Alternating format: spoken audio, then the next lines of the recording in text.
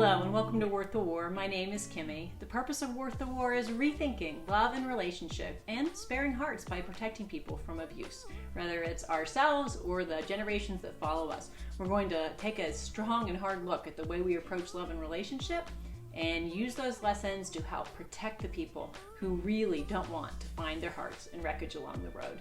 If you think that we can do a better job with love and relationship than we're doing today, you have found the exact right channel. We'd appreciate it if you would press the subscribe button, press the notification bell so that you know when we put a new video out almost every Thursday. And we really hope that you'll also look down below at the links. We have communities on Instagram and Facebook and Twitter, and we're also over on TikTok, believe it or not, and we have a website at worththewar.com. We are really determined to grow a group, a community that will stand up for healthy ways to approach love and relationship. So today's topic is really just boom, right out of the news. Allison Mack is an actress. She was known for Smallville. She was sentenced today, and she had helped the prosecutor, so I think she got a little bit of a lighter sentence, but we're not going to get into all the legalities of it. It's not really our wheelhouse here at Worth the War. We're going to look at the actual implications of this and the ways that we can take the lessons from this story and actually use it to protect the loved ones that we have in our life, whether they're college age, whether they're adults, or even especially making sure we get into the hands of these little kids that are coming up, how to identify and avoid from getting involved in a cult. In this case, it's called, actually, she pled guilty to racketeering charges. She was actually said that she was part of the recruiting for this cult that actually was involved in sex trafficking. So you certainly can read this in the news, but the purpose of it here for us today is just to kind of look at some things that we can do to make sure that we can identify what a cult looks like, teach them to our children. And it's very, very important that we remember that when it comes to worldviews, when it comes to beliefs, we often kind of put a shroud of mystery around that, like we don't talk about that. But look at what happens when we do that. If we don't know what we believe and we're not solid in what we believe and teach our kids to be solid in what they believe, then they are going to find themselves exposed to things possibly like this that they won't be able to identify. So a worldview isn't something that's a mystery. It's something that we hold for ourselves. We don't apply it to other people, but we can be proud of the fact that we hold it for ourselves. And if we teach our kids not to even consider the fact that other people have different worldviews and ideas, they may be more likely to fall prey to something like a cult. So let's dig right into the content as always, and we will give you some really good tips for all ages on how they can identify and avoid getting involved in a cult. Number one, make sure that you do your research. Any legitimate group should be found on the internet. There should be the goods and the bads and the uglies. There should be a pretty good sense, an internet presence of what they're about. If there isn't, that's a red flag. If there's negatives, that could be a red flag. So do your research on any charity or church group or religious organization, period. Number two, remember that there will usually be a component of control. It might be one or two people, but there'll be a control component. It may not be obvious at first, but we have to teach our kids that when we have a really controlling person, we saw the same thing when we looked into intimate partner violence. When we have someone who's really controlling, that's usually a red flag that there's something afoot there. If you have to push to control that hard, there's probably something that's not right. The other thing is size is not an issue. Don't assume that every cult is going to have a couple thousand people. Sometimes they might have 30 people. If there's one or two people that are tightly in control of those 30 people, it could very well still be a cult. The other thing is that you're going to find a similarity. So where there is a hallmark of control, there's going to have to be a hallmark of the outcome of the control. So you might have them dressing alike, talking about all the same things, eating the same food, living under the same house. You're going to find that these people have to have a solid amount of control. So even it might spill out into the things that wouldn't even seem important, like what you wear. The other thing is that there's going to be freedom in healthy groups. But since control is a part of cult life, then they're not going to be able to start out with a bunch of people who are exercising freedom. What they're going to do is slowly take away those freedoms. If you hear them talking about the whys, this is why we dress this way, this is why we eat this way, and you hear a tone of us versus them. So for instance, if they make you all wear gray, a gray dress or gray pants and shirt, and they say, well, that's because they out there are doing this and it's making them fall, blah, blah, blah. you know that you're in the presence of something that's unhealthy, because a really healthy worldview isn't going to force you into us versus them. It may force you into a situation where you think about what other people believe, but it shouldn't be, we want you to feel like we're your friends and everybody else is your enemy. That is a danger zone that a lot of cults like to take advantage of.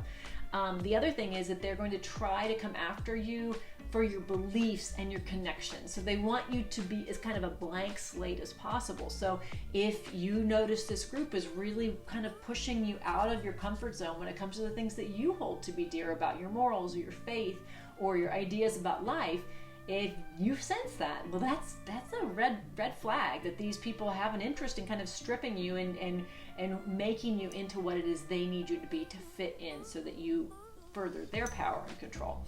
And the other things that we have to remember is that as we encounter these groups, they're probably not going to advertise that they are, really entrenched in creating a distance between you and your life. So just because something doesn't advertise itself to be, we're just going to change your life and do this, we have to listen more than we see. So we have to really look at, if they're pushing you away from all the things that you actually believe in and have lived in your comfort level, and it's maybe very new and exciting in the beginning, that's probably a sign that there's something going on that you need to recognize. This is very likely a cult. Okay, so that's kind of painless. You get a sense of some of these things that identify and mark a cult. Now we're going to talk about some things that we can really put in our hands and in the hands of the little hearts that we are going to get a chance to kind of prepare and protect from cults, which in this case actually was a sex slavery cult. And once we have that really solidly in their hands, we can rest a little bit easier. And I can just share personally, I have some really darling friends that I have known that lived next door to us that went through this. They lost a child to a cult, and that child has still, 25 years later, not returned. So these things happen, and they can happen to really nice families. So it's important that we put up our antennas and realize that these groups exist. So here are some things that we can do to protect ourselves and teach our kids to protect themselves. One of them is beware of donations that require you to put your address or even sometimes your name. If somebody's outside taking money for bullying or anything else kind of out there, don't spend a ton of time, and this is really sad to have to even say this, but don't spend a ton of time getting more engaged with them unless you really know who it is that they're kind of serving and working for. I'm not going to be the one that tells you not to give to charities. That's not, I don't think, the idea here. But the idea is, what kind of information do you give them? So a lot of times cults will go even around door to door, so they know where you live. And they try to get it in, and they might use some of the tactics that we talked about before to kind of, make you feel like you want to be part of a larger community. We want to be belonging, which in our culture today is not as easy as it used to be, not just because of COVID, it's because we've gotten more kind of disconnected. So be careful what information you give them, no matter where it is that you're giving money or time or information. That stuff can be used to kind of draw you in and target you or your kids. So be aware of where your information goes. The next one is, know that the beginning isn't always the truth of a relationship. So it's the same with a cult. Often there is a love bombing culture where they're just going to literally make you feel like you finally have found your group. You're finally safe. These people want nothing but good for me. They're actually adding so many great things to my life. Nobody advertised themselves as control freaks that want you to be isolated from your family. They want to take all your resources. No one's gonna throw that out there and say, "Hey, come on along." What they're gonna do is make it seem like they are the dream you've always dreamed about, being a part of a larger organization. And they've got people within cults that generally are super good at that. They're kind of like the person that sells for a company that they just are good at it. So be very aware of the fact that what we see on the surface of these organizations isn't always what they are. And if it feels like it's coming in too close, that might be your intuition. You need to be wise. You need to be careful. It's very important also to teach your children to know solidly what they believe. Help them to come up with what their worldview is, so that when they identify someone else trying to manipulate it, change it, mock it, whatever it might be, tell you that it's worthless, You can say, you know, a worldview is something that nobody else really gets to have a vote on. You get to decide what you believe and why you believe it, and you're not telling them what they have to believe. Why would they tell you? These kinds of things are really good to start even with a young mind. Give them some freedom to say, I can stand up for myself and say, no, you don't get to tell me what I believe. The other thing is teaching them boundaries, teaching them that no, you can't touch me, you don't have permission, or no, I won't go places with you no matter how much fun you make it, that this is where I'm comfortable and I'll be left here. Teach them at a young age for their own safety that boundaries are for their protection, they're not mean. Kids often want to be the helpers, they want to be the engagers, but that could be really dangerous for them. So teaching them boundaries very young is important, even with teachers in school. The other thing is that isolation is not always the enemy. So if they're coming at and they're trying to isolate you from your family, what we have to realize is that kids might not think that that's always a bad thing. Well, your parents are mad at you. They don't want to be with you. They can talk down the things that you're involved with. So you might immediately think, well, nothing could actually separate my child or these people that are important to me from knowing that I love them.